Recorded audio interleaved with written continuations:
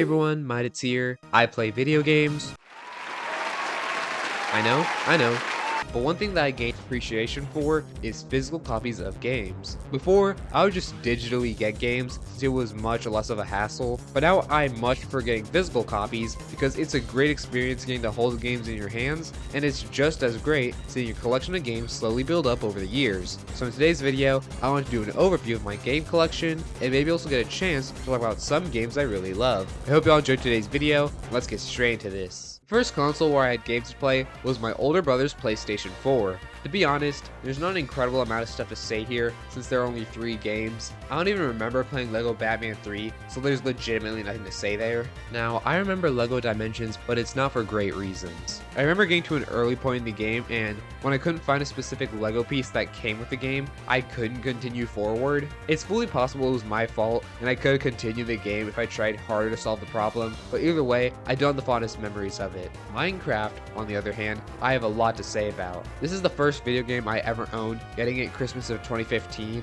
I remember my first world where I made a house and got a bed, but the morning I woke up, I found a creeper at my front door and was so terrified I left the world. And that's probably why I spend much more time in things such as servers and creative worlds to this day. I remember the old minigame levels and the tutorial worlds specifically made for the console editions. I didn't know them at the time, but I'm extremely grateful for 4J Studios, who are the ones who made the original Minecraft console ports. Playing these old versions, even on other consoles outside the PS4, feels like being launched back to a much simpler time, and there aren't many games that do that for me. I still really enjoy modern Minecraft, and the fact that it feels different now is more so a testament to me growing older, but I absolutely love this iteration of the game. If I were to put these games into a ranking, which I am, I'd put LEGO Batman 3 at last because I remember nothing, LEGO Dimensions is a small bit ahead, and Minecraft is at first by a wide margin. Later on, my brother sold his PS4, got an Xbox One. Once again, I have 3 games with varying levels of what I have to say about them. I got a copy of Call of Duty Modern Warfare from my brother,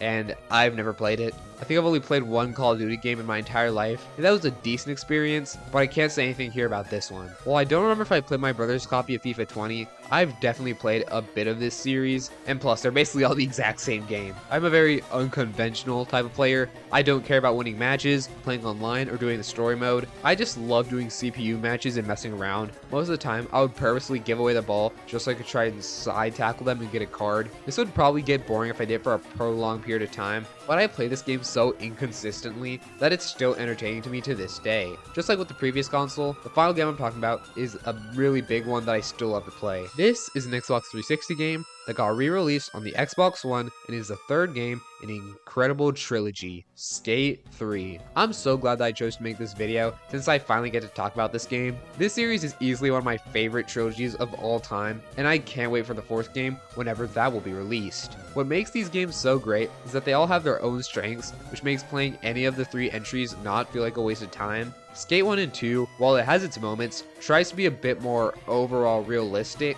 but Skate 3 just blows the very concept of realism off its hinges with how over the top everything about the game is. You're in a new area called Port Carverton, and just like with San Vanalona prior, there's so many memorable places spread out throughout the game. The controls of skateboarding almost feel like second nature with how intuitive it feels, and there have been countless times when I would just go into this game and see what crazy stunts I can pull off this time. You can also just be a complete maniac attacking people in the streets and running away before they nab you. You can also go through the story mode, which, while not as in-depth as Skate 2, is still super fun. It has great characters, such as the tutorial teacher, Coach Frank. Even if Skate 3 isn't as polished as the other entries, it is still just an incredibly entertaining experience and is easily one of the best games I physically own. Ranking these titles, I put Modern Warfare at last, once again sorry, never played it, FIFA 20 in 2nd, and Skate 3 at 1st. One day I found my brother's original Xbox from when he was younger. It didn't come with the proper cables or even a controller, it was just the console by itself, and I wasn't even sure if it worked at all. Despite this, I spent quite a bit of money buying the items I needed to get the thing to work,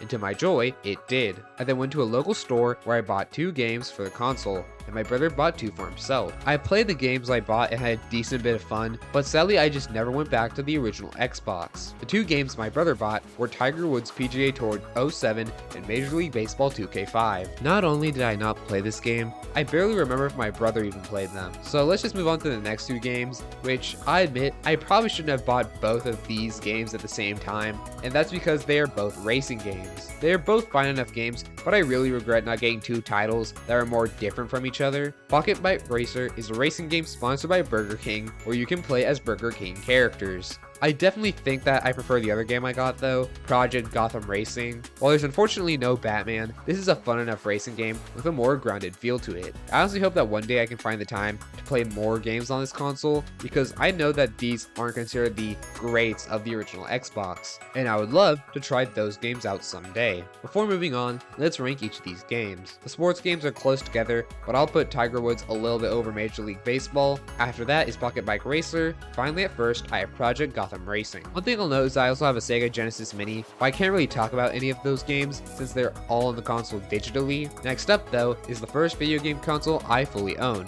and have easily played more of than all the others I've talked about in this video, the Nintendo Switch. I got it Christmas of 2017, and I actually remember contemplating whether I should have gotten it or the 3DS. Some of the games that made me want to get 3DS instead were Pokemon, Mario Maker, Smash Bros, and Tomodachi Life. What convinced me to get a Switch was the trailer for Mario Odyssey, and I definitely made the right decision. By now, we've got Pokemon, Mario Maker, and Smash Bros on the Switch. And Tomodachi Life. Anyways, there's a whole 11 games to talk about here, so let's get into them. The first game I'll be talking about is Hyrule Warriors Age of Calamity. While I've never played the original game, and this was my introduction to the hack and slash genre, I still found it to be an incredible time. The game takes place 100 years before Breath of the Wild, and it's great being able to spend some more time fleshing out these characters. There's some really big surprises in the story that completely change the trajectory of how events are supposed to go though. There are many fun character interactions for people who desperately wanted more out of Breath of the Wild, and this game acts as a great complementary piece to it. LEGO Worlds is a game I haven't played in a decent while, but I have some fond memories of it. I remember actually losing both this game and the next game I'm going to be talking about, Mario plus Rabbids, for a pretty long time before fortunately finding them again. In LEGO Worlds, you travel to a bunch of different maps and can basically do whatever you want in them. It's very similar to Minecraft in some aspects, and I don't know if I'd have the same fun if I played it today, but I remember having an absolute blast using my creativity in this game. Overall, this isn't some hidden masterpiece or anything, but it was for sure a fun time. Since I mentioned Mario plus Rabbids Kingdom Battle already, I guess we should move on to it. The game is surprisingly good, considering how strange of a concept it initially seems. The story is that some rabbits accidentally use a machine that sends them into the Mario world, and now Mario and his friends,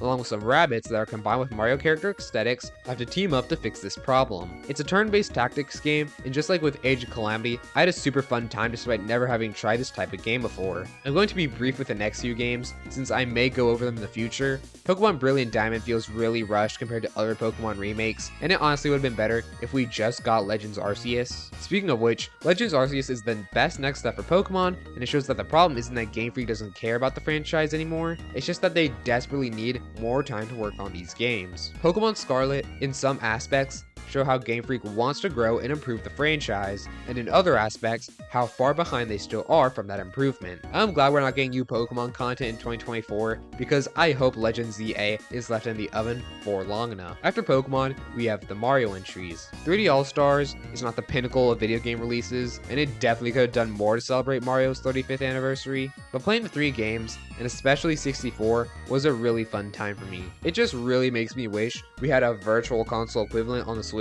because while Nintendo Switch Online does have a lot of content, it's never going to reach the sheer quantity of Virtual Console. Next up is the most recent game I bought, Super Mario Bros. Wonder. I've only really played the classic 2D Marios, and the only real modern ones I played are DS and maybe Wii U before this. But there's still a visible difference I can clearly see between this game and the new series. There are so many characters you can play as compared to the usual Mario selection, and you get different badges that can massively affect how you play levels. The new power-ups are unique and amazing, and the level gimmicks with the Wonder Flowers never once feel boring. I played this game live, and it was such an exhilarating experience all the way through. Let me tell you, this was the perfect way to start my time with this console. This game was the next part in the series of the more exploration-heavy 3D Mario games, and it is definitely worthy of standing with the greats. The new feature in this game with Cappy allows for so many different unique things you can do with all the different creatures and objects in the game you can capture. The two of you are working together to defeat Bowser, who plans on marrying Princess Peach, and you travel to multiple kingdoms on a globe-trotting adventure. This game, along with the next two games I'll be talking about, have been praised to death, and I'll definitely agree that they deserve it, because Mario Odyssey and the next two games are incredible. The Legend of Zelda, Breath of the Wild, and The Legend of Zelda, Tears of the Kingdom. Need I say more? I seriously don't think there's much I can add to what people have already said about these games. I played Breath of the Wild sometime in 2018 and fell in love with it. The first video on my first channel that's now deleted was of me playing Breath of the Wild. It wasn't even me doing anything important. It was me just exploring. There are a few games I played where just walking around feels so rewarding, but then you just have Tears of the Kingdom, which is one of those sequels that almost makes it hard to go back to the original with how many improvements it has. And I still love Breath of the Wild too. I streamed this game for an insane amount of time, and there were still moments when I was playing off stream because I just couldn't get enough of the game. I think I spent 2 months straight on Tears of the Kingdom, and I don't regret it at all. It's genuinely so impressive how many big and important titles the Switch has, considering their last console was the Wii U. I'm super excited for the next console. My 2017 Switch has seen better days, and I can't wait for what comes next if it's anything like we've had this past 7 years. For the fun of it, I decided to make a list ranking the games. From worst to best, we've got Major League Baseball 2K, Tiger Woods PGA Tour 07, Call of Duty Modern Warfare, Pocket Bike Racer, LEGO Batman 3 Beyond Gotham, LEGO Dimensions, Project Gotham Racing, FIFA 20, Pokemon Brilliant Diamond, LEGO Worlds, Pokemon Scarlet, Super Mario 3D All-Stars, Mario plus Rabbids Kingdom Battle, Hyrule Warriors Age of Calamity, Pokemon Legends Arceus, Super Mario Bros. Wonder, Skate 3, Super Mario Odyssey, The Legend of Zelda Breath of the Wild, The Legend of Zelda Tears of the Kingdom, and Minecraft PlayStation 4 Edition. This was a super fun ride getting to think back to these games, and it's got me excited thinking about what certain games will hopefully come in the future. What games from your childhood were some of your favorites? Comment them down below, because I honestly love seeing you guys' different perspectives on things. I hope you all enjoyed today's video. If you did, check out some of my other content. If you really did, subscribe. That's gonna be it for now, and I'll see you all in the next one. Take care.